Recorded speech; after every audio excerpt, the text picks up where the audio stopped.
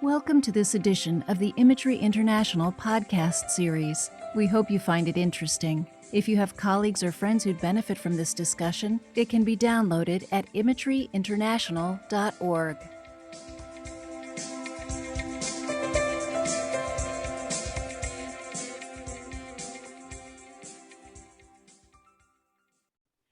Welcome, everybody. My name is Maureen Killow. I'm the administrator for Imagery International. And before we get started and introduce Randy today, I want to bring attention to our wonderful, fabulous fall conference that will be on Halloween weekend, October 29th through the 31st. I just want everybody to know about it. We're really excited about it. I'm going to just read off real quickly the topics that we're going to have that weekend to hopefully whet your appetite and get you to register early. So we're excited when we see all these registrations coming in early. It fires us up. We're going to do something new this year. We're going to start on Friday night with a session, and it's going to be a 2-hour session, and it's going to be with doctors Steve Gallegos and Mary Diggin.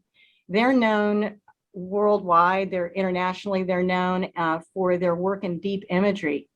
And they're going to be presenting on aliveness, transforming our inner relationships through deep imagery. So that'll be our Friday night. I think we'll all sleep really good after that. And on Saturday, we're going to start off with Eve DeLunas on From Ego to Essence, Imagery as a Doorway to Spiritual Transformation. After that, our next session is going to be on the South American tradition of the curandismo. I don't know if you've ever heard of a curandera or a curandero, but this is going to be a wonderful education about what that's all about. Carolyn Ortiz will be presenting on healing in our mother's womb, the Temazcal in curandismo. Then we're going to have like a Saturday social, which is a wonderful time for us all to just be informal and social together, and we're going to have a Halloween costume party and that. Then on Sunday, we open with Randy Kasper, who will be leading us in transformational leadership meets mental imagery. And then we're wonderful program on, I'm sure a lot of you have heard about heart math. So this is our first time that Imagery International is going to have this at a conference. And it's going to be Elizabeth Page on deepening the imagery experience with heart math techniques. And we're going to finish the day with forest bathing. Doesn't that sound lovely? Terry Reed takes people out to forests and shows them how to be in nature and redeem the healing qualities of nature. So she's going to lead us through an imagery on that. Forest bathing, a virtual journey experience through integrative imagery. So please sign up early. It's a bargain price of $145 for the full weekend, 9.5 CEs for MSW, RNs, and therapists.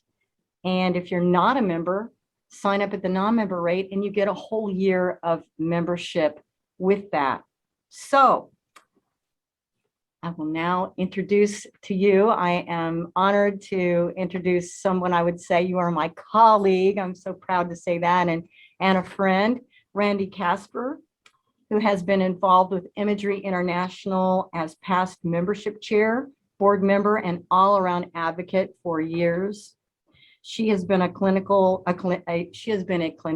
for more than 30 years. She is a board certified diplomat, has her doctorate in leadership, and is a licensed social worker teaching graduates social work at California State University, San Diego. Randy is a leadership coach, professional speaker, trainer, and therapist, and is a graduate of and faculty of the American Institute for Mental Imagery, among others. Behind all this, Randy has a background in theater. So I know she incorporates that in her professional and personal life, which is proof of her fertile imagination. She has also been, I happen to know, nominated for Imagery Person of the Year this year by our organization. And Randy, it's obvious that you are very busy and active, so thank you for taking time out to plan this webinar today. And with that, I turn it over to you. Hi, it's me now. Welcome, everybody. I want to give an extended plug to Imagery International for creating community. Before we started the recording, I got to see these wonderful women on the screen that you will all hear speak today that I know from the American Institute for Mental Imagery, Dr. Gerald Epstein's Institute, and it's such an amazing community. So I invite you all to do your own podcast and invite the people that you admire, because I got to do that, and I'm so excited. And that's what Imagery International does as well. It creates community. That's what we're all needing right now, isn't it? This level of, you don't need me to tell you this. It's been 2 years of, no, fill in the blank, but the isolation, the separation, trying to navigate a new way of being in connection with ourselves, with others, with institutions, with our country, with our cultures. We're really being shaken to our core. So thank goodness that we're not limited by logic and intellect, because we can kind of see where that's gotten us, can't we? And I don't know about you, but I'm not the biggest fan. And logic and intellect, of course, has its place, but thank goodness, those of us on this webinar also know how to access our intuition, our connection to the divine. The title, we're going to hear from everyone today that's on the panel. I'm so excited. So I didn't introduce them. Holy cow. See? Okay. So we're going to hear from Dr. Jennifer Lamonica. She has written an extraordinary book, The Art and Science of Face Reading. The link is in chat, because I'm not going to risk sharing my screen. So grab the link in chat. We are going to hear from Dr. Phyllis Kahaney, who with Rachel Epstein, who is now the director of the American Institute for Mental Imagery, has written Reversing the Trauma of War. That link is also in the chat. These are remarkable works. So fortunate that Rabbi Joyce Reinitz is joining us.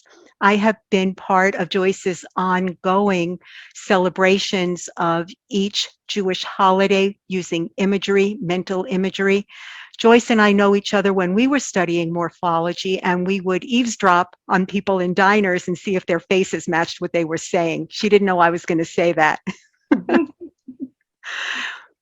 So the title today is Navigating COVID Using Imagination as Our GPS.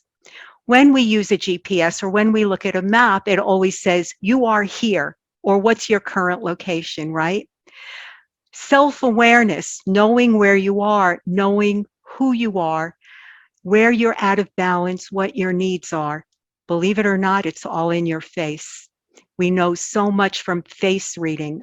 When I was introduced to it, I could not be more skeptical. And those of you who know face reading, if you've already read Jennifer's book, I'm bilious. Of course, I'm skeptical. After the first 2 hours, I could not believe my great good fortune. Jennifer was a colleague in some of my classes. I'm okay at face reading. Jennifer's a master. And the fact that she agreed to be part of this, I'm going to stop talking so you get to listen to her. So as a GPS, where are we? Where are you?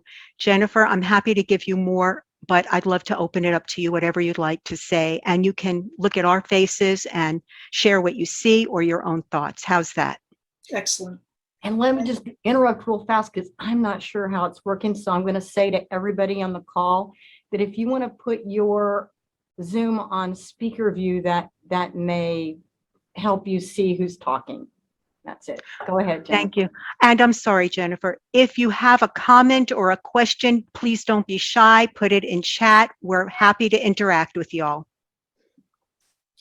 Okay, hi. So, a little bit about myself. I was a chiropractor, so I was the odd duck out in the American Institute of Mental Imagery, because I studied with all these brilliant therapists and psychiatrists. And so me being a chiropractor, I was more oriented to the physical body. And what I learned, through Jerry and my study, is that mental imagery is the internal language, morphology is the external language. So you look at the face and you get information about the individual that was brought forth from the ancestry, from the genetics. And you also get a look at the face that was brought forth from what the environment's influence on that face. So my understanding is that, and I really don't have a way to prove it, but I believe it with all my heart, that the soul is individual and that in its non-physical state, it chooses the parents so that it can get a blueprint for the life that it's going to have. And in that blueprint, it has certain challenges, inclinations, blessings, gifts, and those things get manifested in the world so that they can learn about themselves. Because one of the things that I understand is if you know yourself, you can know God. And if you know God, you know yourself. So it's a path for you to follow in your lifetime.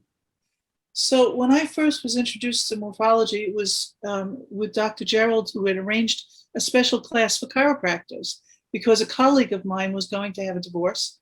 And he found out about Jerry as a therapist. And he went to him and he came back all enthusiastic. I wish you could have seen him. He was so enthusiastic when he said, I met this cat and I'm telling you, he's got something going on and I want to have a class and I'm inviting you all to come. So he invited 11 of us to come and participate in this 6-week class, which got extended. The thing that was different about Jerry was that he did the morphology on everybody. And what he just said was the isness. What was the internal isness of each person? Instead of saying you did this or you did that, he just explained this is the way it is. And that's how he presented it to my bilious friend, Michael. And he said, this is what's going on. You want to continue to do it this way, you have your choice, but it's your choice to stay or leave. And that was the perfect information to give to this man because he's not someone to be told what to do. So when Michael came over to me and he said, I'm using his name because he's given me permission and he's in my book. And as an example, and he said, Jen, this is like unbelievable, this man. He's just got so much to say, so much to do. So I started studying with him. After the period of the classes, he said, okay, go and use it. And I, not knowing any better, I used it. So every person that came to me, I read their face. I made notes. And then what I did was I just kept that in the record of my patients. And so Jennifer. Yes. When I excuse me for interrupting, when I told Maureen that you were nice enough to volunteer this, she said, well, we need a whole hour with Jennifer. And I said, well, we only have 20 minutes for this section. Okay. This is the bonus. So I'm going to ask you to, I'm going to invite people to read your book and maybe tell us a little bit about the actual face reading itself, with what the profiles are, how you do read faces. Are you okay with that? I'm fine with that. Okay, so basically, it's a 4,500-year-old study that was used for medicine. And it was called Complexio at the time. And it was replacing Western medicine. So the way that it is that you have basically 4 archetypes or temperaments. And those 4 temperaments are represented by the bilious, which is a liver-oriented face. It's represented by the lymphatic, that's me, which is an endocrine-oriented face. It's represented by the sanguine, which is the blood and muscle-oriented face, and the nervous, which is a nervous system represented face. Each of those faces has a so specific kind of characteristic about it. But the truth of the matter is that we are all 4. We're just prioritized as the dominant, secondary, tertiary, and quaternary. So when you can establish what that person is and explain to them the characteristics of that nervous or that lymphatic or whatever the temperament is the people are like, oh, I can't believe you know this. And it is so comforting and relieving for them to be able to feel gotten, so to speak. Now, each part of the face reading gets more specific. First, you have the archetype, and then within that archetype, you have what's called a front face. And there's 12 front faces, really 11, because one is a short and a long, but that's based on the Greek mythology of the planets. We're not doing astrology, but we're doing the representation. Sorry, my dogs. The representation of the individual by the shape of the face. Okay, so the 12 front faces will now narrow it down a little bit more. Now, after the 12 front faces, you have features. You have the eyebrows, the eyes, the nose, the mouth, the ears, and all of that. Then even within that, you have the lines, the creases, the nuances that go within that. And it gets more and more specific as you go down. So you cull all that information together and it gives you a reading. And very often when a person starts to read the face, they get a little confused or they get a little overwhelmed. But it takes time because it's all about balance. And that's what we're here to do. We're here to show the person how to make balance for themselves, what they came in with, how they managed it with their life, and how they're going to change it. And often they're offered assignments in the form of mental imagery to make that change. But what a great, great, great aha. When I met Dr. Gerald Epstein, he looked at my belly, you can see I'm a big girl, and he said, nice library, because it takes flesh to hold the memory. That was the first time anyone said something nice about my fat. That was it. I was his forever, So the understanding of morphology is so helpful. I must say this though, you cannot just do it without permission. You must have permission from the person's face that you're reading, because when you read their face and you understand something about them, you have a certain kind of power. And you can understand that they might feel put off by that understanding of them. So it's done in a place of confidentiality, and it's also done in a place of wisdom and love and compassion. When we read the face, we try to understand that we have how many millions and billions of people in the world, and everybody has a face, and each person that has a face is unique to them, and they all have something to express and offer. So when you come into this world, like for instance, if I'm hiring someone for my office, there are two things I look for right away: whether or not they're going to be a person who can sit at the desk and be congenial with the patients, and also whether or not they're efficient. So let me show you something, a little trick. You see, these are called commissures on the side of the face. And if the commissures go out, they're highly efficient. So within a second, I could pick somebody that's going to get the job done by just looking at those lines. You see? And there's so much to figure out. You can't even get over it, right? So Jennifer, what I got from morphology was the lack of judgment. Like you said, Jerry said, what a library, and all of a sudden the stigma and the judgment go away. It's the hugest gift. If I know what a master you are, I think you could do this. If you could describe just the jawline of the four types, so people can go get all paranoid and explore their own jawlines over the next 24 hours and try to figure it out. Sure. So basically, when we read the temperament, we read them in several ways. The most available is the jawline. What we're looking at is the distance from the ear down to the corner of the jaw to the chin. If it's a right angle, and I'm going to refer to a comic like Dick Tracy, you've seen his profile, that's considered 90 degrees, and that's considered the sanguine profile. When the line coming from the ear comes down about 2/3 of the way and then comes across, that's the bilious profile. If the line from the ear comes all the way straight to the jaw, That's the nervous profile. And then as you can see under me, because I had flesh here, the flesh goes over the jaw and you don't see any distinctive line. And that's the lymphatic profile. You can also now read that individual temperament by the back of the head.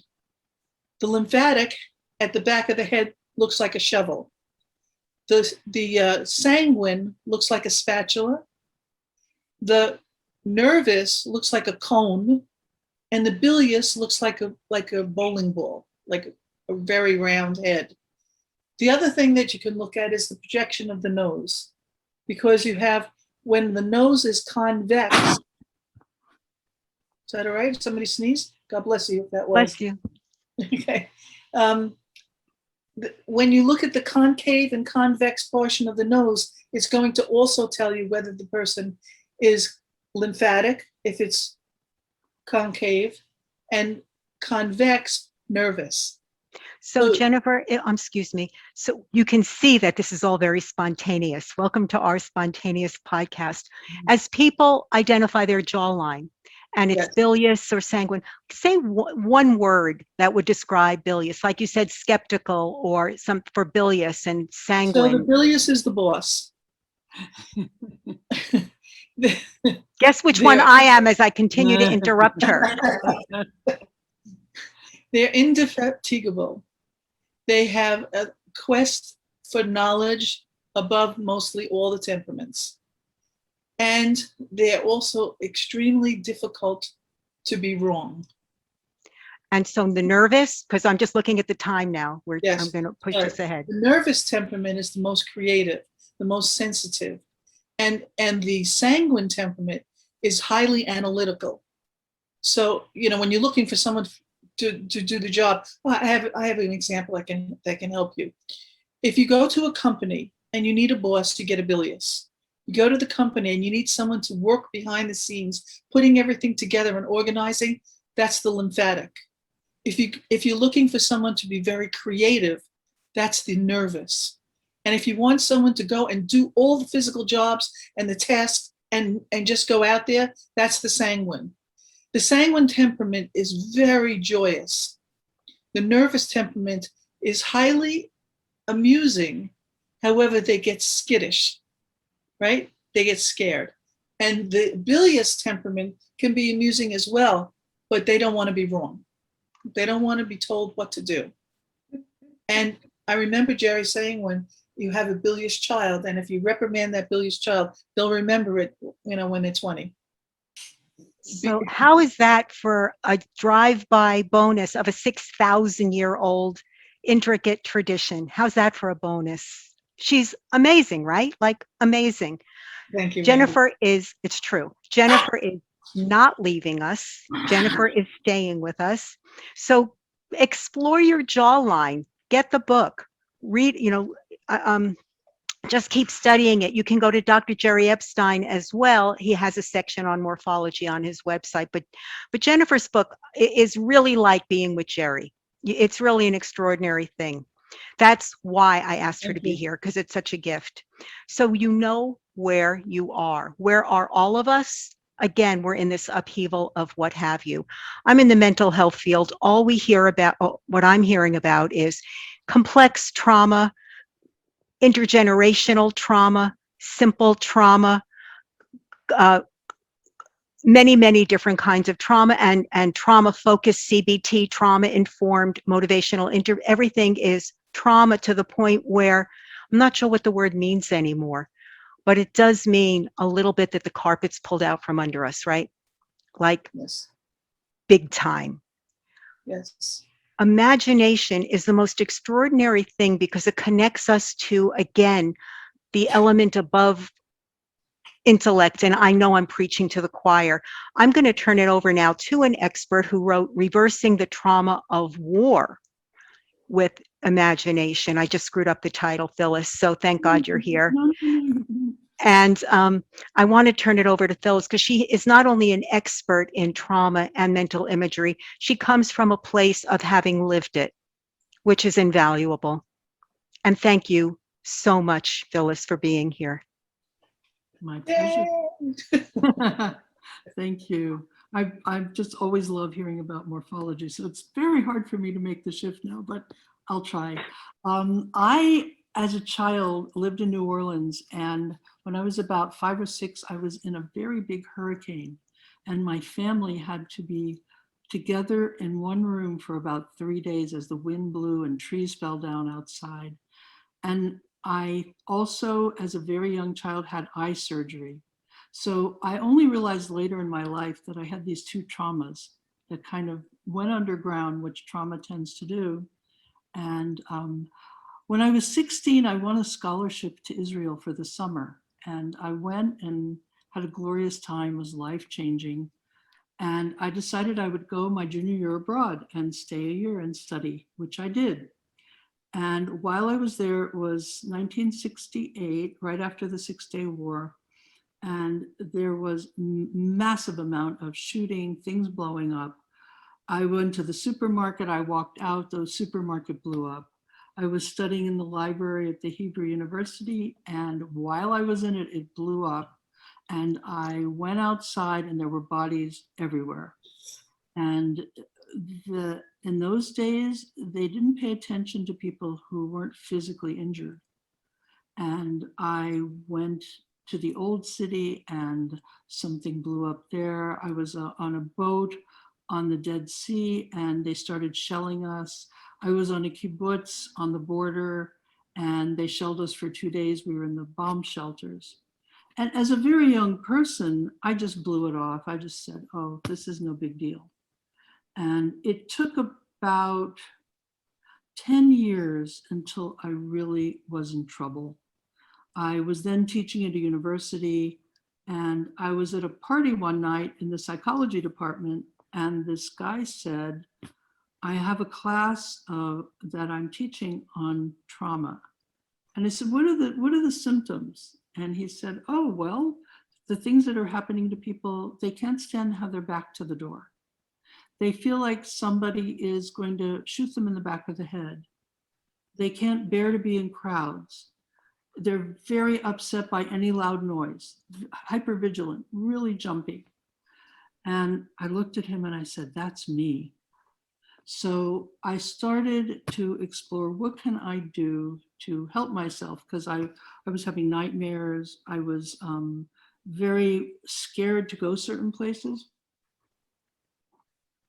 I was having a lot of challenge. I'd get just very worked up in many ways. And so I found this tape, it was a cassette in those days, Hope and Help for Your Nerves. Hope and Help for Your Nerves was from Australia. And I listened to it many times and that helped some. Then I found a therapist and he taught me how to do deep relaxation and that helped some. And then I did other kinds of treatment. I got into homeopathy and that helped some. So on and on, a little bit here and a little bit there. And then I was in New York finishing my doctoral work. And my sister-in-law said, I know the guy for you to see. And it was Dr. Epstein. So I started to see him and we did imagery work. And the most powerful one I remember, I would go and I'd go every day for 2 weeks while I was in town or 4 weeks. I'd go very often. I started going to his classes. But this was a very interesting work we did. My job, I was seeing these dead bodies or bodies, some of them weren't dead, but bodies on the ground after the library blew up. And my job was to walk across the field where they were. And I couldn't do it. And I would practice for 3 weeks. I would practice and I would rise up and walk above them in the sky, or I would walk around them, anything but walking through. And after about 9 months or a year, I finally was able to walk through and a lot of healing took place in me. And eventually about 3 years later, I went back to Israel, stood at the spot where the library blew up, relaxed into it, and knew that most of that had sort of dissipated. And this was all from imaginal work. So at that point, I thought, I got to do this work. And I went back to graduate school to get a social work degree. And I started, I finished it, and I started working at the San Diego Vet Center with veterans, all of whom are traumatized, all of whom have been in war and have PTSD, and often many other comorbidities with that. And so we started to develop very wonderful exercises that I worked with the veterans to come up with. And I'll give you an example. This was maybe the most touching one to me. There was a gentleman who had been in the Korean War. At the time I knew him, he was probably in his mid-70s. And he had been diagnosed with cancer. And when I first met him, he was in a wheelchair. He couldn't walk. And all he wanted to do before he died, his main goal was to be able to walk to his mailbox. So together we came up with an exercise, and he, every day for, we do for 21 days, he did this exercise. And the next time he came in, about 4 weeks later, he was using a walker. He was up. And we talked about the exercise. We came up with another one. And I think he continued to do the first one as well. He came in about 6 weeks later, and he was using a cane. Wow. He was able to actually walk. And he told me that the day before he had finally made it to the mailbox. It was, I don't know, maybe close to a block away from his house. And he was joyous. And I think 6 months later he died, but he died in joy, having accomplished something that was incredibly important to him. Wow. And Phyllis, excuse me, did you say that you came up with those exercises together with him? yes, yes. Wow. Very How often, did that happen? well, I just simply talked to him. I did some exercises that had been written by others with him. And then he said something like, I think I can come up with something myself. So we started talking about images in his life and what he looked at when he was looking at things, and what were in his dreams. And using all of that, we came up with not a very long exercise. You know, I wanted it to be something he could do. So it was maybe 3 lines long, 4 lines long. Do you happen to remember it? I'm putting you on the spot. I don't know if it's in the book. But I can look through my notes. I'm not sure. No worries. Yeah, I'm not sure. But I wanted the fact that you came up with it by listening to him and his wisdom and intuition is so beautiful. Everybody has an internal structure. Everybody has their own internal map, I guess you'd call it. And so for me, it's very important not to impose on my will, my ideas on others, but to listen deeply and to see what they need and what they feel they need. Right. And that way the work becomes theirs, and I'm there as a witness. I'm there as a helper. And Jerry Epstein used to say that we heal ourselves. We're our own best healer, and that we want to teach people to be their own authority. And so I think this is part of that work. So it is quite an honor to see people, and myself as well, shedding these fears. I can say you talked a little bit about COVID and how we're all struggling now. I realized as in the spring, and I got my injections and I felt better about going out and that sort of thing. But I realized that for me, it brought back all the trauma of living in Israel, because in Israel, you don't know who's an enemy. People are walking past you. People are in the checkout line at the supermarket. Who's the enemy? Everybody looks okay to the naked eye. And in the same way with COVID, you don't know who's carrying COVID. If they aren't sick with a fever, it could be someone in the checkout line. It could be somebody next to you at the movies. And so it was very painful for me to see this enemy image appearing. So I've been working on that throughout, and especially right now, because in California, things are getting bad again. And I'm starting to step back and not be out and about as much. And so all those feelings come up again. So I need to look deeply. I need to look at images again, and not go into fear reactions as I had been, especially in the beginning. So I try to look at everything as an opportunity and to welcome everything, whatever appears in my life. And I hope to do that with everybody I come into contact with, especially patients, but even friends, neighbors, it doesn't matter. And so I'm trying to do that for myself as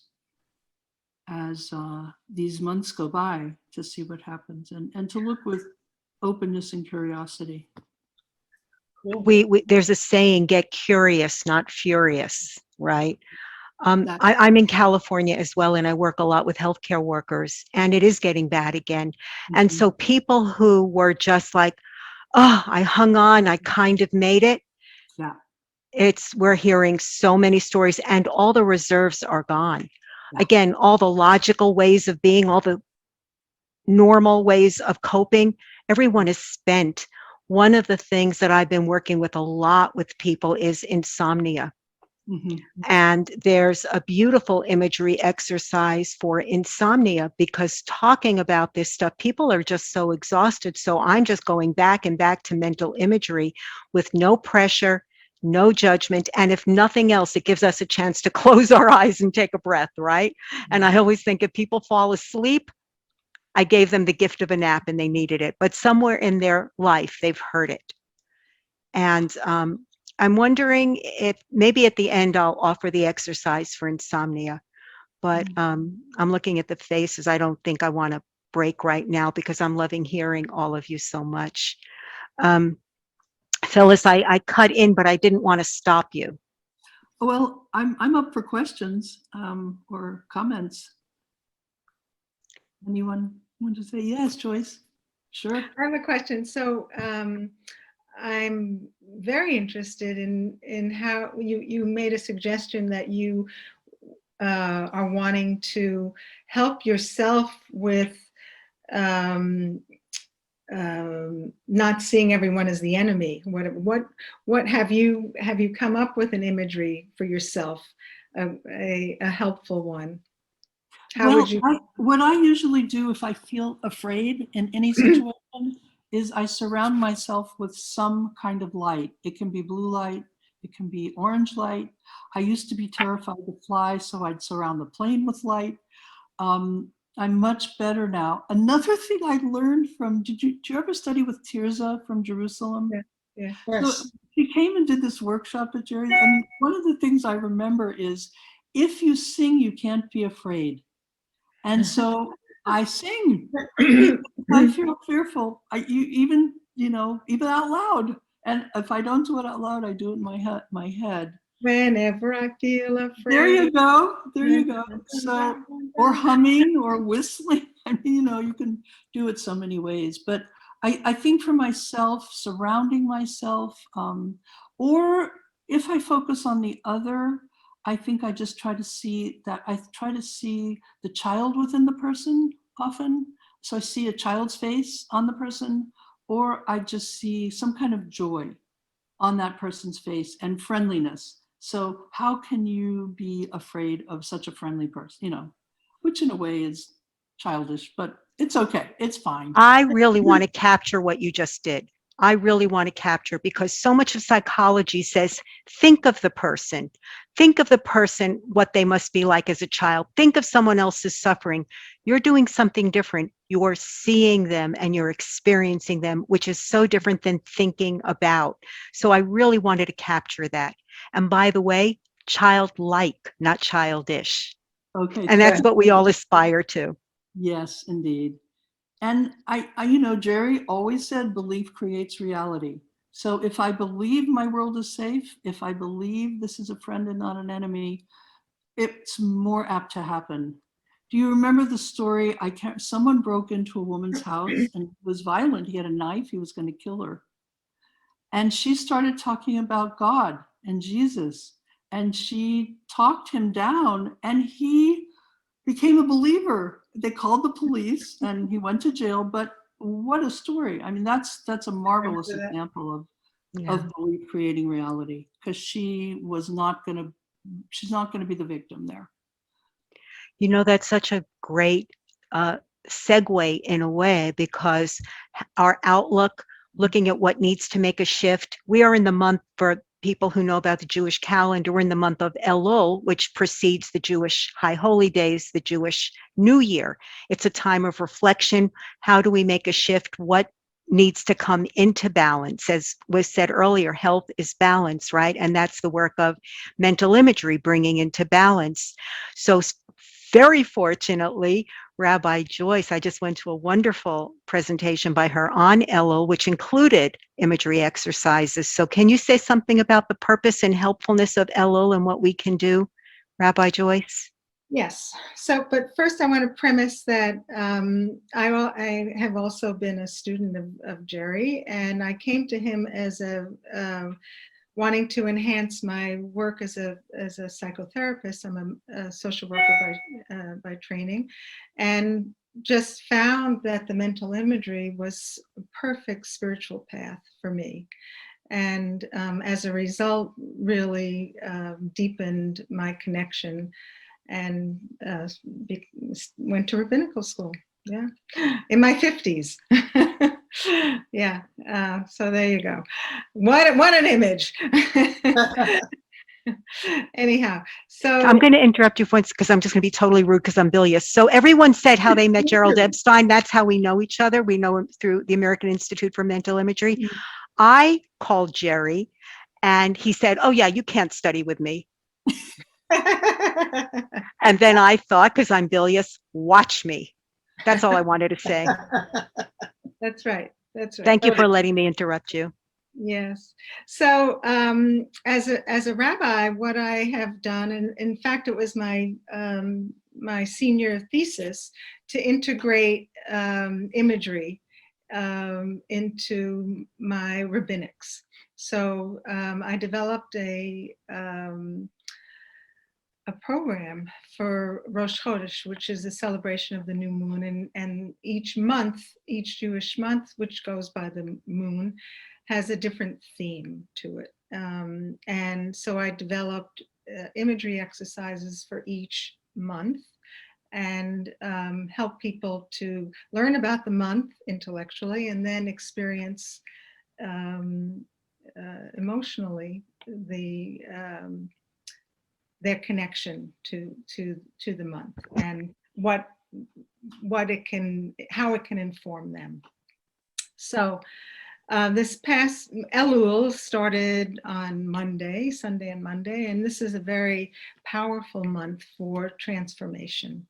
And the message is that we work on ourselves, we examine ourselves in preparation for the new year, for Rosh Hashanah and Yom Kippur, which is a brand new beginning.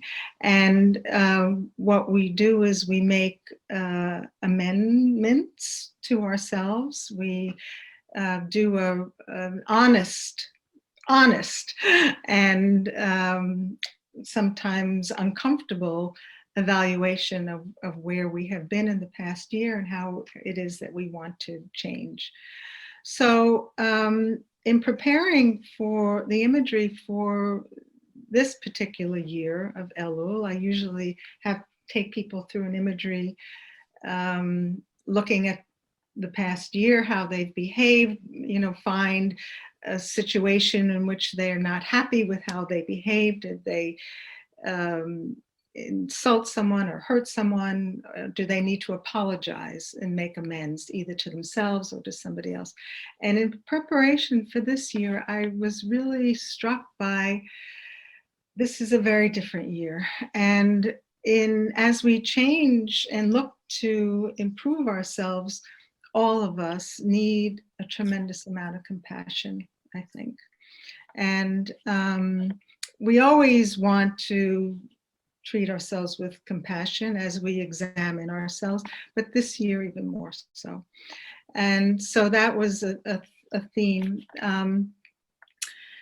I'll share with you. There were two responses to the imagery, in which one woman shared that she felt that she was like a loose balloon, just kind of floating around, and that her correction for herself in the imagery was to have a stronger tether. So she wants in her, as she steps into the new year, to create for herself a stronger tether, which we talked about ways in which she might be able to do that, but it was a very strong image for her. And of course, she shared it in the group. And another woman was talking about how, for her, she experienced that she was impatient a lot, and that she was snapping at people like all the rest of us have been, or I have been anyhow. And so we explored how she might help herself to change that. And so what she came up with was a longer tether. So one person, so there was a which is so powerful for me in when we image in a group, that images take root within each other, you know, and very often people sitting next to each other share an image, which I always find amazing.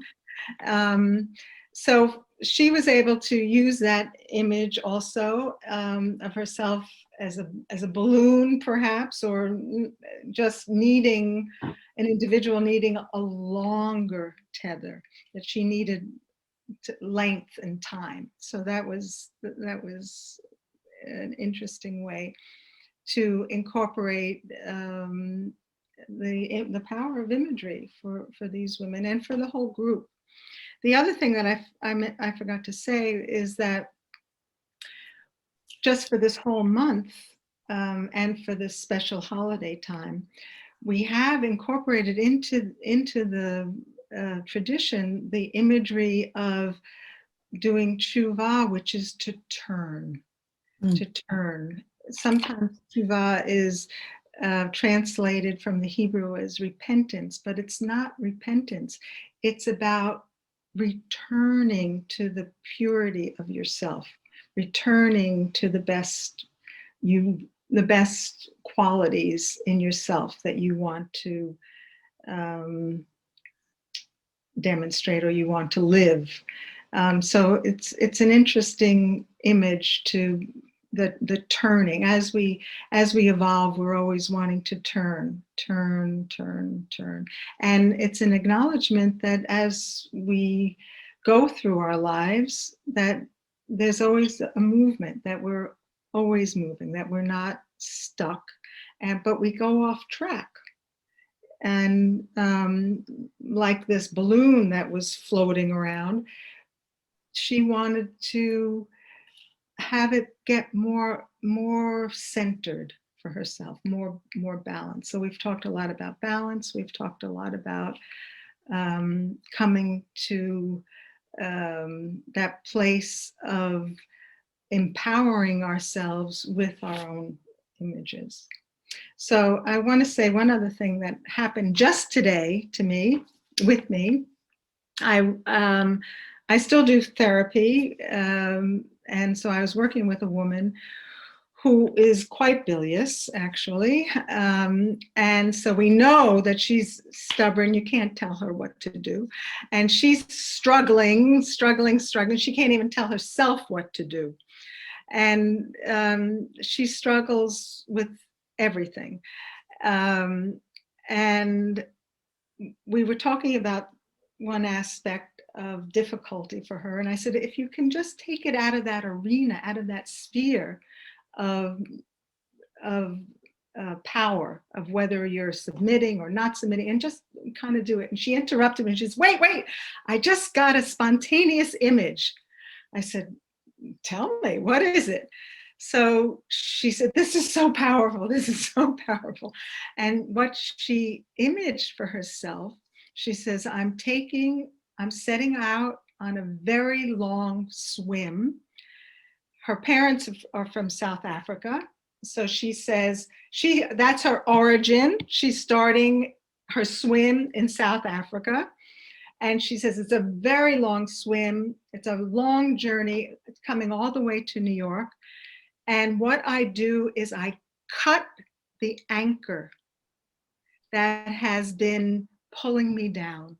Wow.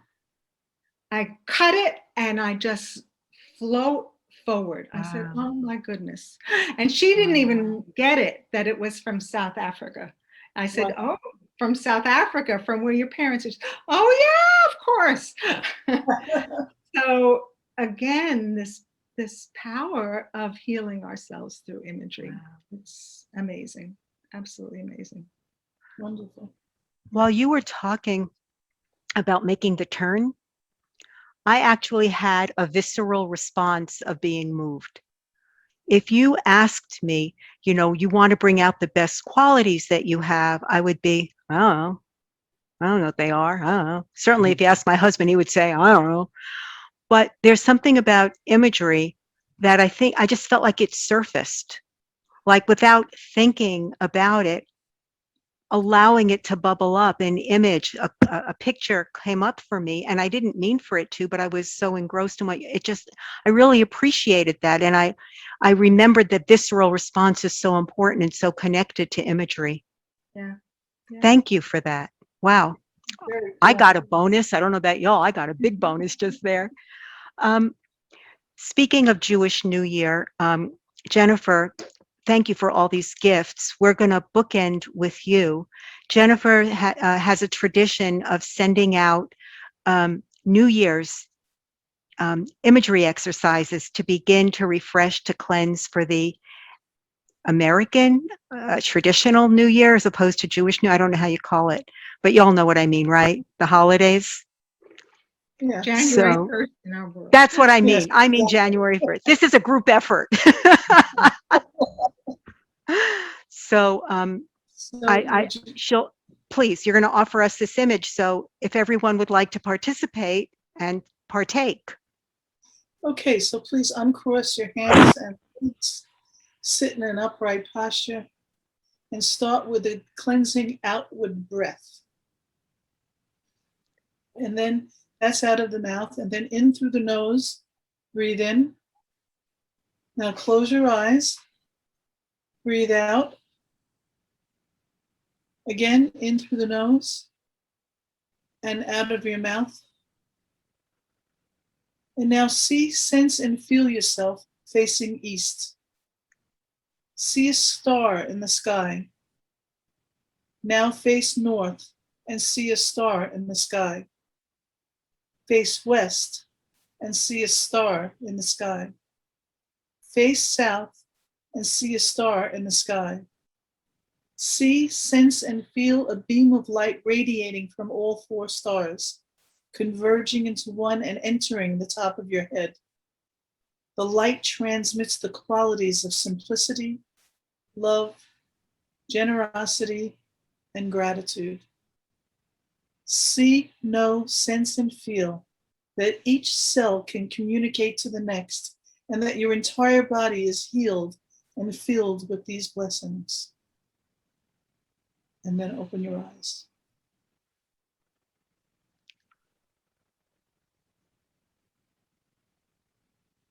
Good. Beautiful. So I wonder if anyone has a question or a comment. We have a few more minutes. I know I mentioned an insomnia exercise. I can email it or do it now, but I would like to know if anyone has any questions or comments. If I could add, Please. mental imagery also is closely linked to dreams, and they enhance the messages, they clean the dreams. The more we practice mental imagery, the more clearer our dreams become. Yes. And we receive messages for what is happening to us now, how our life is organized, and where we're headed. based on how our life is organized. So apart from the fact that it brings balance, it definitely enhances faith in ourselves, and faith in ourselves is faith in our highest connection, faith in God or universe, whatever people want to call it. It's an immediate connection with our inner source.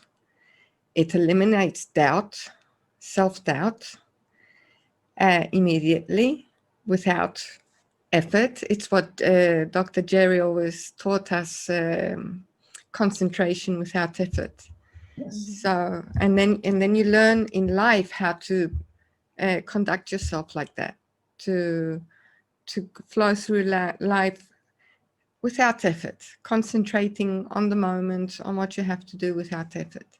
Yes. So it has a lot of benefits, mental imagery, and they reveal, the benefits reveal themselves to you the more you practice. And it's so easy and so powerful. Indeed. Beautiful. Thank you. That phrase, concentration without effort, shows up in several places. One of the places it shows up is a book that we were strongly encouraged to study, which is Meditations on the Tarot. So if you want a book or a doorstop or a construction brick, it's highly recommended. Yeah, it's So beautiful. thank you for that. Thank you too.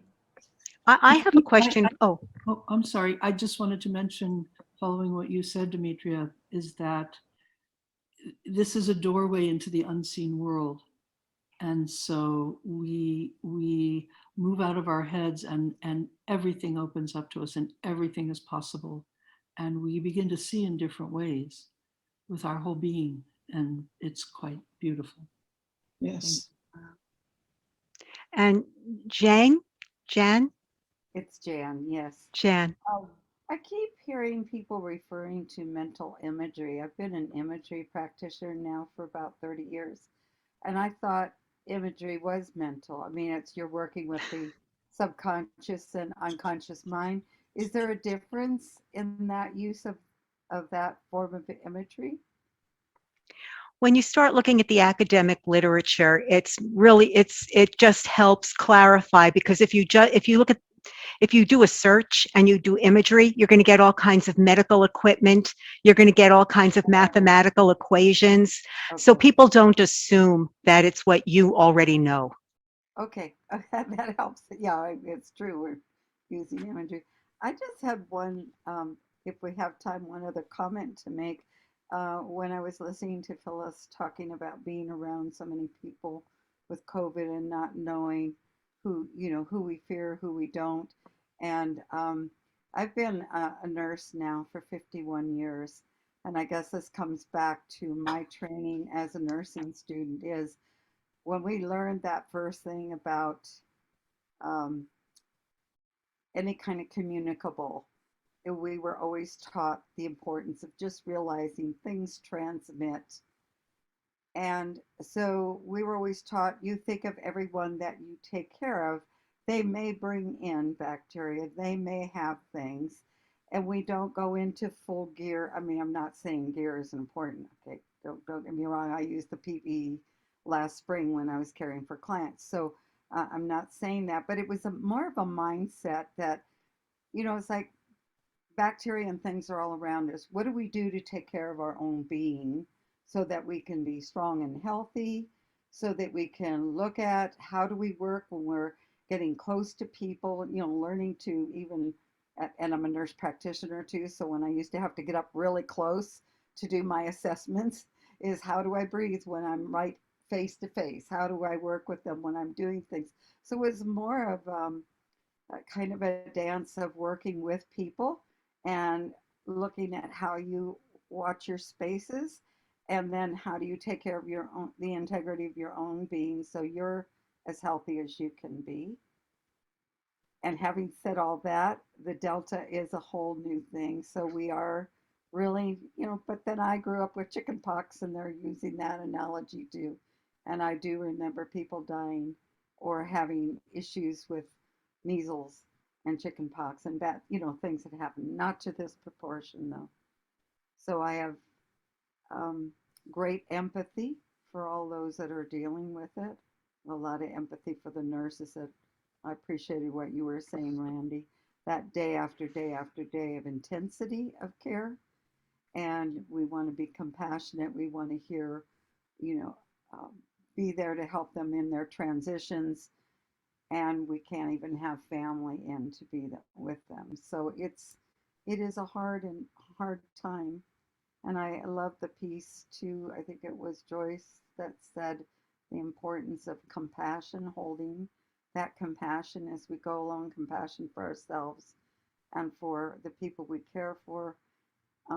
The other thing I think about, Phyllis, when you were talking about people, you know, is I go back to Jampolsky's work. People either come from, either when they're coming to you in their communication, they're either coming from love or fear. And that just so resonates for me. If somebody's upset, angry, whatever, what is it that they're fearing, and seeing the essence of their being as love. Beautiful. You know, I Wow. I love his work. I don't know if you're familiar with it, but he's done a lot of healing work with clients going through catastrophic events and things. So, I'm working Diane, now thank as you a, all. oh, thank you. I'm So, working now as a hospice social worker. So lots and lots of things around death and dying and fear and and imagery all. is such a great gift. I had a client who couldn't go to the beach, and every day that's what she wanted, and she was right at end stage, because I was a hospice person too. Mhm. And imagery provided her running on the beach with her dog, and Nice. you could see it on her face. Yeah. That's And beautiful. I heard at her wake that that brought her great joy and peace in her last days, because she got to go to the beach every day through her imagery. So I'm so glad you're there, Phyllis, doing that, doing the hospice work. Thank you. Yeah, what a blessing you are. You can see how why I would want everyone who's on this panel to be on the panel, huh? I'm just trying to type this and I'm doing a poor job. The name of the book is Meditations on the Tarot. And I will type up the insomnia exercise and it can be emailed to everyone on the podcast out of respect for your time. How Thank does you. that sound? I know we'd love to see that for sure. Yeah. My pleasure. I'm just honored. I'm honored to be in the presence of these women. That's not hyperbole. And I thank you so much for this opportunity and thank you all very much for being part of this. It's just extraordinary. We need each other right now in quite a profound way. Thank you I so much. want to say how deeply I feel being with all of you. Mm. There's just some kind of energy going on, and it's Yeah. such a gift. So thanks to everyone. Thank you. Yeah, I just want to thank you for all four of you for doing the work that you're doing in the world, that you are making a difference, and it's just beautiful. So thank you for lighting the way for the rest of us, and sharing with us what you're doing, and it inspires us and helps us carry on. So thank you. Thank you. You. Right on.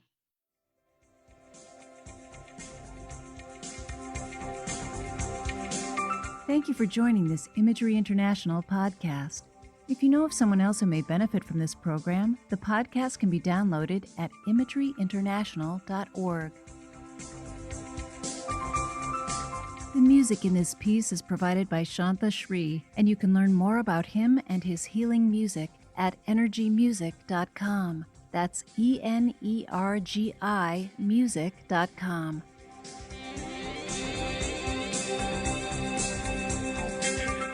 Find out more about our membership benefits, including our quarterly journal, at imageryinternational.org. Thank you for listening.